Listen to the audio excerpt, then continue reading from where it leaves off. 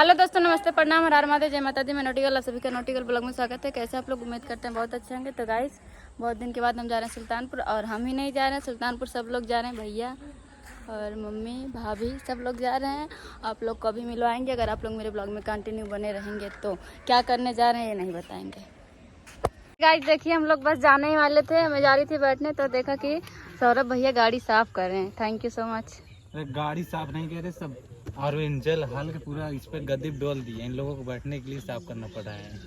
अच्छा, आप सुल्तानपुर जा रहे हैं? हेलो सर, सौरभ भैया।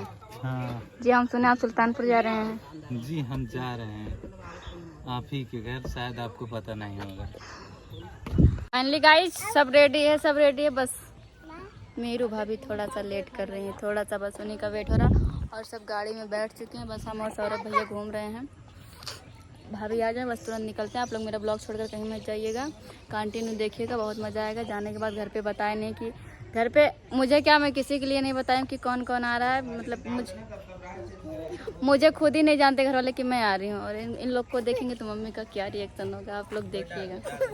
फाइनली हम लोग निकल चुके हैं सुल्तानपुर के लिए, और बगल में बैठी हैं भाभी। भाभी का एकदम चेहरा उतरा हुआ है क्योंकि अपना ससुराल छोड़ के जा रही हैं।